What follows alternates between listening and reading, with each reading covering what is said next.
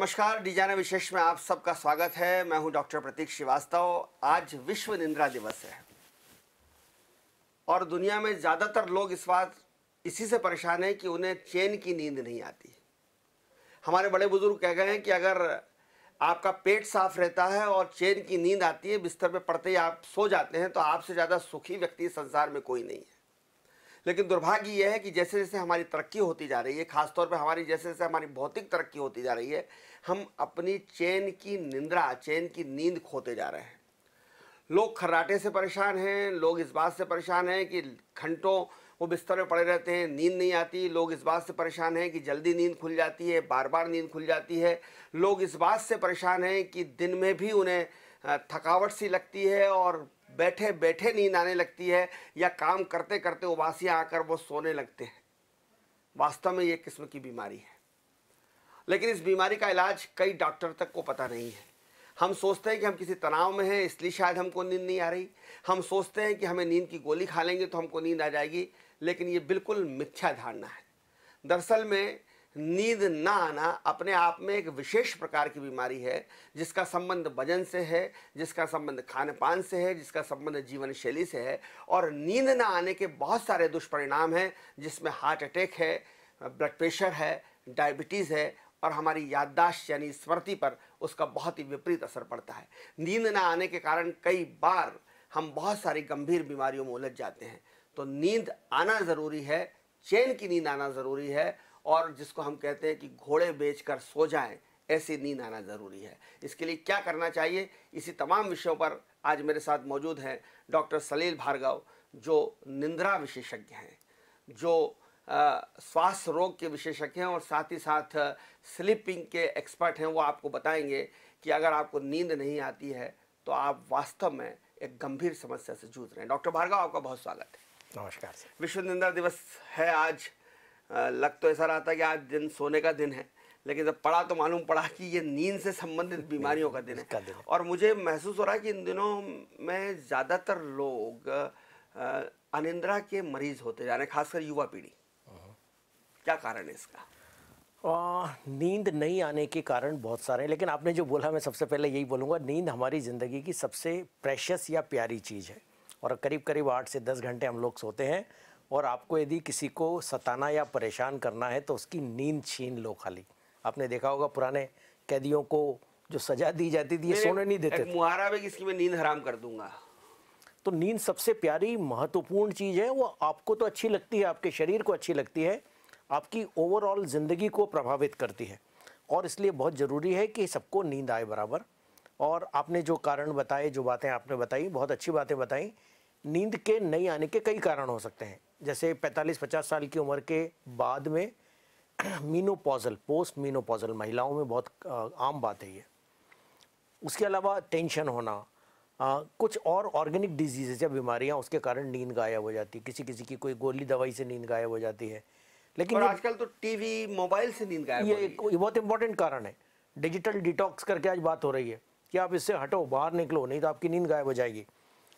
हम आज यदि स्पेशल आप अनुमति देंगे और अपन बात करेंगे, तो अपन एक विशेष कारण पे बात करेंगे, जिसके बारे में आपने थोड़ा सा इशारा भी किया। ऑब्स्ट्रक्टिव स्लीप एपनिया जिसको बोलते हैं, जो खर्राटे से चालू होती है और यहाँ तक जाती है। इस बारे में ये एक बहुत इम्पॉर्टेंट कारण है, जिसको काफ़ी सारे लोग, आपने जैसा बोला, कई बार चिकित्सक भी उसको पकड़ नहीं पाते, मरीज तो बेचारे समझ ही नहीं पाते उसको। ये खर्राटे क्यों आते हैं? और खर्राटे भी बहुत अलग अलग तरीके के आते हैं। और मतलब कोई टेम्पो चला रहा होता है, किसी का घोड़ा हिलना रहा होता है, कोई इतने डरावने खर्राटे होते हैं कि जो पड़ोस में पत्नी या पति सो रहा होता है, उसकी तो नींद हराम हो ही जाती है। खर्राटे, ज़्यादातर लोगों को ये लगता है कि साहब मेरे पति बहुत थक गए आज, इसलिए आज खर्राटे ले रहे थे। कुछ लोगों को लगता है कि आज अल्कोहल ज़्यादा हो गई, इसलिए खर्राटे ले रहे हैं। लेकिन इसमें खर्राटे के बहुत सारे महत्वपूर्ण कारण हैं। खर्राटे का एक महत्वपूर्ण कारण है हमारी नाक में सांस की जो नली है, इसमें रुकावट या अवरोध होना, नाक टेढ़ी मेढ़ी है। उसके अलावा जो एक दूसरा महत्वपूर्ण कारण है, कई आपने मोटे लोगों को देखा होगा, यहाँ फैट ज़्यादा रहता है, उनका गले की सांस नलिका दबती है। तीसरा इम्पॉर्टेंट कारण जो है, हमारे चोकिंग सेंसेशन जैसा होने लग जाता है। जवान जो है जब सोते हैं तो वो गिरती है। कुछ लोगों की चिन जो है छोटी होती है, आप केयरफुली देखेंगे तो पीछे जॉ छोटा होता है। तो इन सब कारणों से उसको खर्राटे जैसी आवाज़ें निकलना चालू होती हैं, जो शुरू में थोड़ी कम होती हैं। ऐसा लगता है कि एक पर्टिकुलर पोजीशन में आती है, जब सीधे लेटते हैं टेढ़े होने पर गायब हो जाती हैं।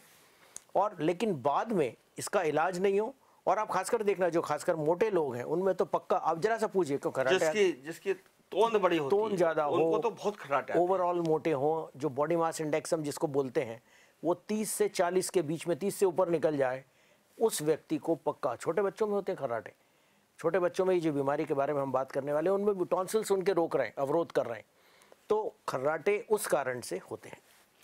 तो सर खर्राटे का इलाज है? कुछ लोग कहते हैं कि नाक में ड्रॉप्स लगा दीजिए, कुछ लोग कहते हैं कि वो जो कपड़े हम लगाते हैं क्लिप्स, उसकी क्लिप अगर हम यहाँ लगा दें तो भी खर्राटे बंद हो जाते हैं।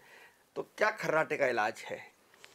खर्राटे के इलाज के लिए पहले हमको उसका जांच करा के हमारे ईएनटी स्पेशलिस्ट ऊपर का कम से कम अपर एयरवेज को देख लें कि उसमें कहीं रुकावट तो नहीं है, और उसके साथ फिर हम उसकी क्लिनिकल हिस्ट्री लेते हैं जो बहुत महत्वपूर्ण है। हम उससे जब बात करते हैं तो मालूम पड़ता है कि भाई आपको और क्या तकलीफ है, बोले हाँ साहब खर्राटे लेता हूँ और बीच बीच में मेरी सांस रुकती है, आजकल जब मैं सोता हूँ तो ऐसा लगता है कि मेरी सांस रुक गई या मेरी सांस बंद हो जाएगी, मेरी डेथ हो जाएगी, चोकिंग सेंसेशन जैसा लगता है। कुछ लोग उठ जाते हैं, उठने के बाद उनको समझ में नहीं आता क्या करें, तो फिर वो उठ के वॉशरूम चले जाते हैं, फिर आके सो जाते हैं। ऐसा रात में 3-4 बार होता है। अब 40 साल के आदमी को रात में 3-4 बार उठने की क्या ज़रूरत है? तो ये सारी चीज़ें खर्राटे, अपर एयरवेज रेजिस्टेंट सिंड्रोम, और उसके बाद जब उसकी सांस रुकने लग जाती है तो उसको हम एपनिया बोलते हैं। एपनिया मतलब सांस रुकना, और हाइपोपनिया मतलब सांस का कम होना, सांस का बहाव कम होना। तो ये किसी किसी व्यक्ति की तो 1 घंटे में 50 से 60 बार सांस रुकती है खर्राटे के बाद में। खर्राटे जो है उसका आप ये कह सकते हैं कि साहब पानी यहाँ गिराने उज्जैन में बाढ़ आती है, वही वाली स्टाइल की बात है। खर्राटे यहाँ आते हैं और उसकी सांस रुकती है, वो एक दूसरी बीमारी। आपको दिखेगा क्या? खर्राटे आ रहे हैं, उसको सांस रुक रही है। कई बार वो महसूस भी नहीं कर पाते, बता नहीं पाते, अपनी बात बोल नहीं पाते। डॉक्टर के पास जाते हैं, साहब सांस चल रही है, तो सांस की दवाई दे देते हैं। वो जाते हैं, साहब नींद नहीं आ रही, तो नींद की गोली दे दी जाती है। लेकिन इनका संबंध कहीं और है, इसकी बीमारी कहीं और है। सर खर्राटे या बार बार नींद खुलना या बार बार नींद नहीं आना, जिसको आप जिक्र कर रहे थे स्लीप एपनिया, ये इसके साइड इफेक्ट्स क्या हैं, इसके दुष्परिणाम क्या होते हैं? इसके पहले अपन थोड़े से लक्षणों के बारे में बात कर लेते हैं, और किन लोगों में होता है अपन यहाँ से चर्चा करते हैं इसकी। उन लोगों में ज़्यादातर ये पाया जाता है जो थोड़े से ओवरवेट होते हैं, जैसा मैंने बताया बॉडी मास इंडेक्स 35-30-35, अल्कोहल ज़्यादा लेते हैं, जिनको सर्दी जुकाम लगातार बना रहता है, जैसा मैंने बताया जॉस, लोअर जॉ में कुछ ठीक नहीं होते, पीछे की तरफ या छोटी होती है हड्डी, किसी की जवान मोटी होती है, हल्का सा साइज बड़ा होता है, किसी के टॉन्सिल्स बड़े होते हैं। इन लोगों में स्नोरिंग और सांस रुकने की बीमारी या ऑब्स्ट्रक्टिव स्लीप एपनिया ज़्यादातर पाया जाता है। इन लोगों के लक्षण क्या होते हैं कि साहब मैं सोता हूँ तो मेरी नींद पूरी नहीं होती, और अगले दिन जब सुबह उठता हूँ तो ऐसा लगता है नींद आई नहीं, और दिन में फिर बैठे बैठे सो जाते हैं। वो टीवी देख रहे हैं, टीवी देखते देखते सो जाएंगे। हमारे पास एक ऐसे मरीज थे कि उनको हमने कुछ खाने को दे रहा है, वो खाना खाते खाते सो गया, बिस्कुट उसके हाथ में, इतनी ज़्यादा उनकी नींद ही पूरी नहीं हो रही। और आपने देखा होगा विदेशों में बहुत मोटे मोटे लोग रहते हैं, ट्रक ड्राइवर्स, दिन भर फास्ट फूड खाते हैं, मोटे रहते हैं, और इवन एक्सीडेंट्स बहुत होते हैं, क्योंकि जरा सी झपकी आई और एक्सीडेंट मारा। तो ये लोग मशीन चला रहे हैं, मशीन में हाथ चला जाएगा या एक्सीडेंट हो जाएंगे, तो इनके एक्सीडेंट होने की संभावना ज़्यादा रहती है। अब इनकी नींद पूरी नहीं हो रही तो इनको डायबिटीज़ हो सकती है, और यदि डायबिटीज़ है तो वो कंट्रोल नहीं होगी। ब्लड प्रेशर हो सकता है, ब्लड प्रेशर ज़्यादा पहले से ही है तो वो और अनकंट्रोल्ड रहेगा, दवाइयों से भी काम नहीं करेगा, क्योंकि उनकी नींद पूरी नहीं हो रही। और इन्हीं लोगों को आगे बॉडी को रिलैक्स चाहिए, रिलैक्सेशन चाहिए ही चाहिए, वो मिलता ही नहीं है, नहीं मिल पाता। हार्ट अटैक होने की बॉडी को संभावना, रिलैक्स नहीं मिलता तो यहाँ भी रिलैक्स नहीं होता। बिल्कुल। मेमोरी लॉस, भूल जाते हैं, चिड़चिड़ापन, अपने काम ढंग से नहीं कर पाना, कंसंट्रेट नहीं कर पाना। आप देखेंगे वो आदमी के आउटकम्स नहीं हो रहे, भूख भी नहीं लगती, भूख नहीं लगती। पहले लीडर था वो अपने ऑफिस का, और अब वो धीरे धीरे डाउन हो गया, क्योंकि वो आउटकम्स नहीं दे पा रहा, वो जो रिटर्न्स देने वो नहीं दे पा रहा। लोगों को समझ में नहीं आ रहा इसको परेशानी क्या है, क्योंकि उसकी बीमारी वहाँ पर है, और जहाँ अपन इस चीज़ को ठीक कर दे तो आगे निकल जाता है वापस। तो इसका रिटर्न भी दिखता है कि हम कैसे उसको ठीक कर सकते हैं। तो ये काफ़ी सारे लक्षण हैं जो कि इस हर व्यक्ति में सारे नहीं होंगे, कुछ में स्टार्टिंग होगी, कुछ में खर्राटे ही होंगे खाली, कुछ में भूलने की लक्षण होंगे, कुछ में चिड़चिड़ापन होगा, लेकिन धीरे धीरे करके आपको वो दिखेंगे, परिलक्षित होंगे, और कोई केयरफुली उनको देखेगा तो हम बीमारी को पकड़ के उसका इलाज कर सकते हैं। सर जैसे कि क्या नींद पूरी ना हो, क्या खर्राटे अगर आते हों तो हार्ट अटैक की भी आशंका बनती है? मैंने जैसे आपको बताया ब्लड प्रेशर रहेगा और इसके साथ में एरिथमियाज बोलते हैं, हार्ट जो हमारे हार्ट की धड़कन है उसमें इरेगुलरिटीज़ आ सकती हैं और हार्ट अटैक भी यदि लंबे समय तक ऑब्स्ट्रक्टिव स्लीप एपनिया बने रहे। ऑब्स्ट्रक्टिव स्लीप एपनिया में क्या परेशानी होती है कि सांस नहीं जाती, सांस नहीं जाती तो शरीर को ऑक्सीजन बराबर नहीं मिलती, कार्बन डाइऑक्साइड नहीं मिलती, सांस काम नहीं करती और उसके बाद हार्ट को लड़ना पड़ता है शरीर को ज़िंदा रखने के लिए और आपने जैसा बोला हार्ट अटैक या अन्य बीमारियां आ सकती हैं। सांस भी रुक सकती है? सांस तो रुकती, चोकिंग सेंसेशन उड़ जाता है, ऐसे हड़बड़ा के उठता। आप यदि वीडियो बनाएंगे, कभी कभी ऐसा हो सकता है कि उसको बहुत ज़्यादा खर्राटे और इन सब के कारण उसकी सांस ही रुक जाए और दम घुट के सोते सोते ही वो चला जाए। कुछ लोगों की मृत्यु भी होती है, उनको समझ में ही नहीं आता साहब वो सोते सोते उनकी डेथ हो गई और कारण किसी को समझ में नहीं आ रहा, हार्ट अटैक आया होगा साहब। हार्ट अटैक के अलावा भी ये चीज़ें हो सकती हैं। तो सर अच्छी नींद आए और खर्राटे रहित नींद आए, खुद भी सोए, पड़ोसी को भी सोने दें, इसके लिए क्या करना चाहिए?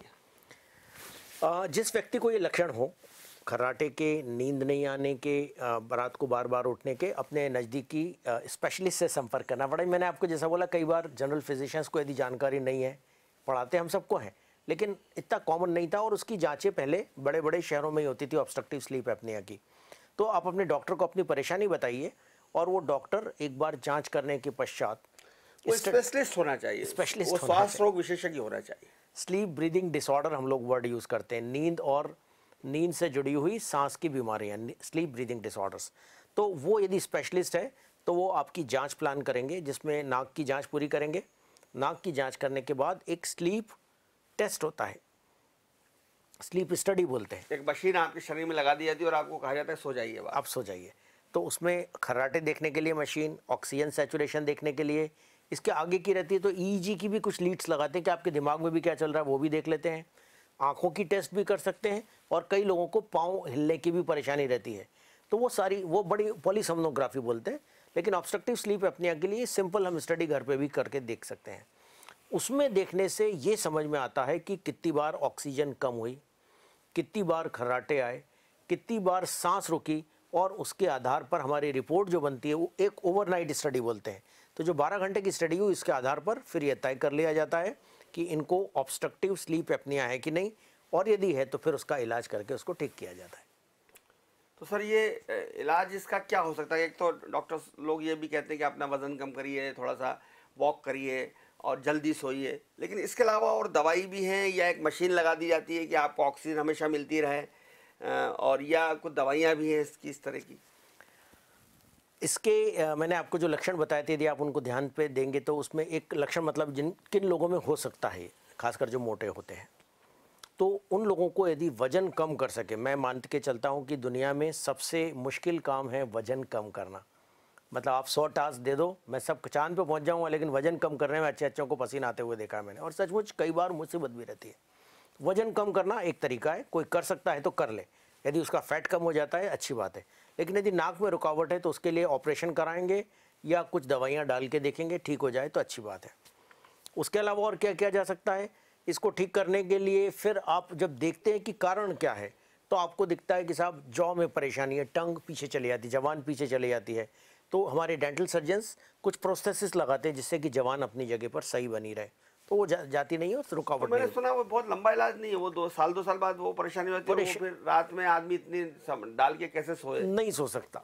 तीसरा इलाज है इसका ऑपरेशन करना, कि जो चीज़ ढीली हो रही है या हो रही है तो हमारे ईएनटी सर्जन्स बहुत बढ़िया हेल्प करते हैं और उसमें कई बार वो कुछ लोगों में, कुछ परसेंटेज के लोगों में कामयाब होती भी है, लेकिन कई बार उन लोगों को फिर वापस वो परेशानी आती है।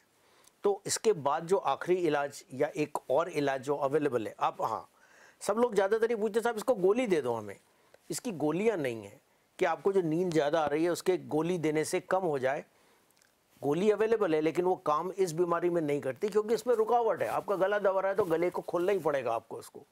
तो इसके लिए एक कंटिन्यूस पॉजिटिव एयरवे प्रेशर नाम की एक मशीन आती है जिसको हम CPAP बोलते हैं, और जिन लोगों में ये कन्फर्म हो जाता है उसमें एक छोटे से मास्क को लगाते हैं नाक पे और मुंह पे या नाक पे, और वो देखती रहती है कि कब आपकी सांस बराबर जा रही है कि नहीं जा रही, और जिस टाइम सांस में प्रेशर आता है, खर्राटे भरना चालू होते, नींद आते ही, तो वो अपना प्रेशर बढ़ाती है सेंस करके, और जब सांस रुकने लग जाती है तो वो प्रेशर देती है। उसमें ऑक्सीजन कुछ नहीं है, सिंपल प्रेशर की मशीन है, लेकिन वो इतनी स्मूथ और बड़ी आपकी सांसों से जुड़ी हुई मशीन कह सकते हैं।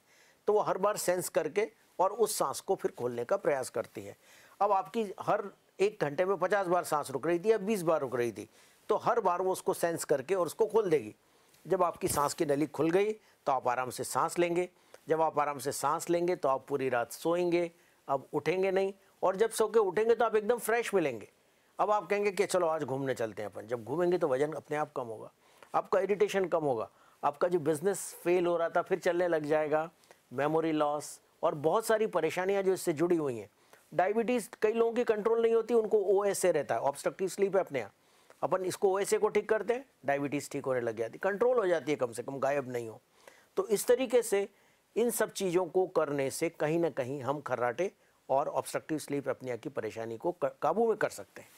सर, जो हमारा भौतिक जीवन है, तनाव बहुत हैं, हम टीवी के बहुत आदी हो गए हैं, खाना खाते खाते टीवी देखते हैं, आजकल के बच्चे खाना खाते खाते मोबाइल देखते हैं, या हम रात में सोने के पहले तक सोते सोते तक हम मोबाइल हाथ में लिए ही सो जाते हैं, कुछ ना कुछ व्हाट्सअप करते रहते हैं। और जीवन में बहुत तनाव भी हैं, पारिवारिक तनाव है, बिजनेस के तनाव है, हर आदमी एक स्ट्रेस के साथ जी रहा है। ये सब हमारी नींद पर खराब प्रभाव डालते हैं। बिल्कुल, नींद आप यदि देखेंगे ध्यान से, या हम सब इस चीज़ को समझ सकते हैं, बहुत साधारण बात कर रहा हूँ मैं। नींद का मतलब है कि आप सारी चीज़ों को, आप यूँ समझ लीजिए, अपन लाइट बंद कर देते हैं, घर का दरवाज़ा बंद करते हैं, शोर नहीं आना चाहिए, आपका पलंग साफ़ सुथरा होना चाहिए, तब जाके जब सारे डिस्टर्बेंसेस कम हो गए तब जाके आपको शांति से आपका मन कूल होके और अब आप सोने की तरफ जाते हैं। इनफैक्ट नींद नहीं आने का एक तरीका ये भी है कि आपका बेडरूम कैसा होना चाहिए। आपके बेडरूम में टीवी नहीं हो तो बहुत अच्छा है, बेडरूम में नॉइसेस कम हो, डिस्टर्बेंसेस नहीं हो, फ्रेश एयर हो, आपका पलंग, अपन दिशा की तो बात करते ही करते हैं, वो मैं बात यहाँ नहीं कर रहा कि किस दिशा में पाँव रखना चाहिए, उसका भी लोग बाग तो ध्यान रखते हैं। आपका बेड कंफर्टेबल है कि नहीं, तो ये सब चीज़ें तो एक प्रिलिमिनरी अंडरस्टैंडिंग हो गई। नेचुरली हर आदमी थकता है, हर आदमी को नींद आती है। अब आप रात को ये टेंशन, सो रहे हैं आप और आपके दिमाग में ये चल रहा है कि वो मेरा फला परेशानी आ रही है, मेरा बिजनेस में गड़बड़ चल रही है। आपको रात को उन सब चीज़ों को स्विच ऑफ जो बोलते हैं, कोई अस्पताल में काम करता है तो स्विच ऑफ नहीं कर सकता, लेकिन जो 8 घंटे का काम करता है या जो कोई राइटिंग का वर्क करता है या कोई ऑफिस का काम करता है, तो वो यदि उसको दूर रख दे, तनाव मुक्त हो जाए, 1 गिलास दूध पी लें, ये कुछ छोटे छोटे से तरीके हैं जिससे, कहते हैं फल खाने से, पपीता खाने से, दूध पीने से भी नींद आ जाती है। बिल्कुल ये प्राकृतिक या तरीके गर्म हैं। पानी से, थोड़े से अच्छे साफ पानी से हाथ धो के पाँव धो लें। बिल्कुल, आज मैं यही पढ़ रहा था कि रात को कई लोग सो के नहा के सोते हैं, तो रिलैक्सेशन, अपने दिमाग को, आपने अपने शरीर के मांसपेशियों को, अपने दिमाग को, आँख को आपने शांत कर लिया, अब आप सोएंगे तो एकदम नींद आ जाएगी। सर, एक सर्वे हुआ है जिसमें ये कहा गया कि कोविड पेशेंट होने के बाद जो लोग कोविड पेशेंट से ठीक हो गए उनकी नींद में कमी आ गई है और वो खर्राटे भरने लग गए हैं, स्लीप एपिनीमिया के शिकार हो गए हैं। और दूसरा, जो कोविड पेशेंट ठीक हो गए हैं वो डरे हुए हैं, बार बार उनकी नींद खुल जाती है कि दम रुक रहा है, सांस रुक रही है। ये आप तो चूँकि अब तक हज़ारों कोविड पेशेंट का इलाज कर चुके हैं, तो क्या आपके पास जो कोविड के पेशेंट्स ठीक होने के बाद आपसे जिक्र कर रहे हैं इस तरह का कि ये परेशानी है? कुछ लोगों को आ रही है। कोविड अपने आप में एक बहुत अजीब सी बीमारी रही है, खाली फेफड़ों पे या शरीर के अन्य हिस्सों पे नहीं, मन पे भी कहीं ना कहीं एक तनाव रहा है। और आपको सच बता दूं, तनाव ये रहता था, अकेले अस्पताल में रहूँगा, कहीं मैं मर तो नहीं जाऊँगा। डेथ्स देखी हमने, लोगों को परेशान होते हुए देखा है, वेंटिलेटर पे देखा है। तो हर इंसान जिसका एक बार कोविड पॉजिटिव आता है उसको वो, हम लोग आगे की सोचने लग जाते हैं डर के मारे कि क्या हो सकता है। तो वो सब चीज़ जो नहीं होने वाली है उन सबको भी हम जोड़ के देख लेते हैं। भगवान करता है कई बार नहीं होती, 1-8% में ही होती है, तो लेकिन वो हमारे सबकॉन्शियस माइंड में कहीं ना कहीं बाकी रह जाती हैं और कई महीनों तक लोगों में साइकेट्रिक इश्यूज़ आ रहे हैं। और इनफैक्ट हमें कई सारे लोगों के लिए तो साइकेट्रिस्ट का, हमारे जो मित्र हैं, उनकी हेल्प की भी ज़रूरत पड़ी है। अभी एम्स ने कहा, एम्स भोपाल ने सर्वे किया, उसमें उन्होंने कहा कि कोविड के बाद लोगों के खर्राटे बढ़ गए जी, लोगों की नींद बाधित होने लगी। उसके कारण ये हो सकता है कि उनका यदि वजन बढ़ गया हो, एक्टिविटीज़ कम हो गई हो। दूसरा, यदि लंग में फाइब्रोसिस हो गया है, फेफड़ों में फाइब्रोसिस जरूर हुआ है इस बीमारी से, तो आपने जो बोला, सांस उनकी थोड़ी सी बाधित हो सकती है। रात में जब हम सोते हैं तो हमारा वॉलंटरी सिस्टम, अभी तो हम बैठे हैं, हम खुद सांस सोच सोच के भी ले सकते हैं, वैसे करते नहीं हैं, ऑटोमेटिक चलता है ये सिस्टम, हमको सोचते नहीं है, लेकिन आपको ज़रूरत पड़े तो। लेकिन रात में ये ऑटोमेटिक सिस्टम पे ही चले जाता है, ऑटो पायलट मोड पे हमारा सोने का सिस्टम चले जाता है। तो उस टाइम यदि किसी के फेफड़े ख़राब हैं और ऑक्सीजन की कमी हो रही है तो उन लोगों को सांस जैसा या चोकिंग सेंसेशन लग या जो सकता है। हमको फेफड़े जब खराब होते हैं तो स्टेरॉइड दिया जाता है, उस वजह से भी उस वजह से मोटापा थोड़ा सा आता है, उसके कारण ओबेसिटी वाला पार्ट आता है और ओएसए का भी हल्का सा एलिमेंट आता है। डायबिटीज भी बढ़ती है।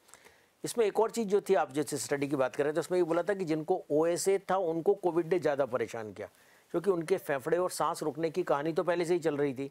अब कोविड और जुड़ गया वायरस या कोविड के से, वो वैसे ही श्वास को परेशान करता है कोविड, तो एक और एक 11 हो गए ये लोग, वो भी एक कहानी इसमें जुड़ गई थी। तो उस वजह से भी लोगों को, उन लोगों की डेथ भी ज़्यादा हुई जिनको पहले से ओएसए था। ओएसए जिनको था उनमें कॉम्प्लिकेशंस कोविड के ज़्यादा हुए, उनको रेस्पिरेटरी फेलियर ज़्यादा हुआ, रेस्पिरेटरी फेलियर ख़राब हुआ।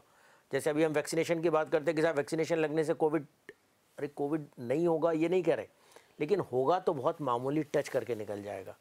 सर ये बहुत सारे लोग, जैसे मैंने जिक्र किया कि बैठे बैठे सो जाते हैं, काम करते करते सो जाते हैं, आपने भी कहा खाना खाते खाते सो जाते हैं, तो क्या ये माना जाए कि बहुत ही गंभीर किस्म की बीमारी है और इसका यही इलाज है कि लोग जिस तरह की डॉक्टर के पास जाएं, सी पाइप वगैरह लगाएं, यही इलाज है इसका या कोई दूसरा भी है? हाँ बिल्कुल, कई लोग, आपने जो बोला, आपने देखा, आप कई बार बैठे हुए हैं ऑफिस में, बैठे हुए दोपहर को जरा सा टाइम मिला, इसको हम कहते हैं कि बंक मार दिया, चलती मीटिंग में सो जाते चलती मीटिंग में सो जाते हैं, गाड़ी चलाते हुए सो जाते हैं, मशीन चलाते हुए।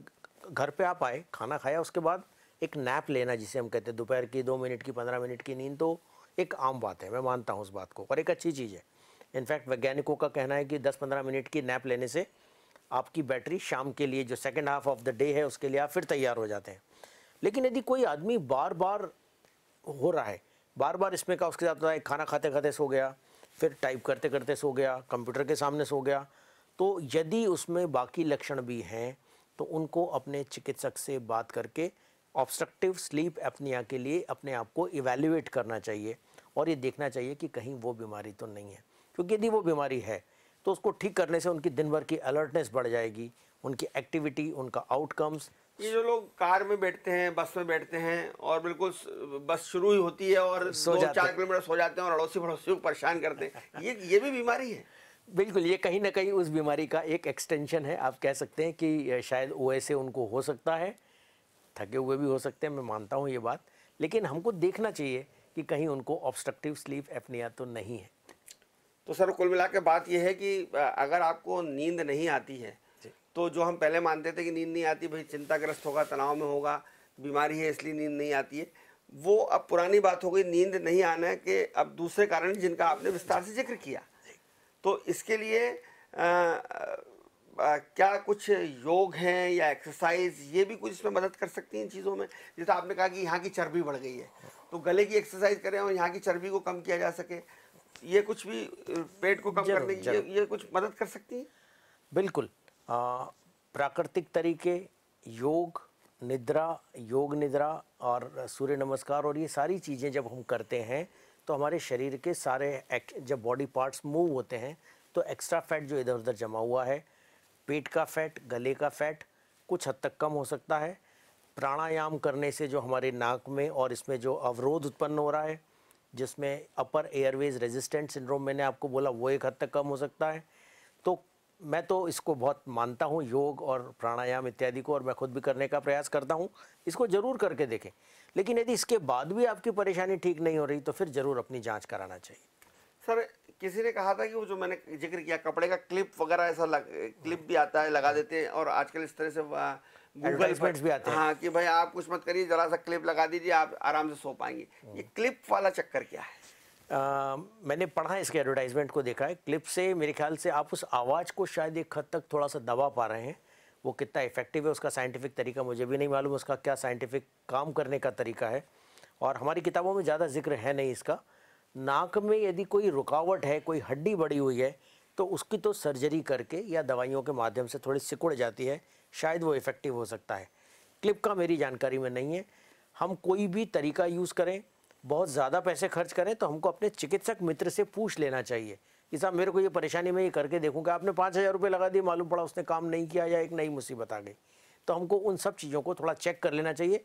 बाज़ार में इसमें के एडवर्टाइजमेंट्स हमारे पेपर भरे पड़े रहते हैं तरह तरह के हाइट बढ़ाने के और इसमें के, तो जो टेस्टेड नहीं है, जो टेक्निकली टेस्टेड है कि नहीं, तो हमको उनको देखकर काम लेना चाहिए। ज़्यादा पैसे वेस्ट नहीं करना चाहिए उस पर। सर इसमें एक बात ये भी कही जाती खर्राटे में कि जो लोग मुंह से सांस लेते हैं उनके खर्राटे जाते हैं, ज़्यादा आते हैं। फिर उनका मुंह सूखने लगता है, खासतौर गर्मी में।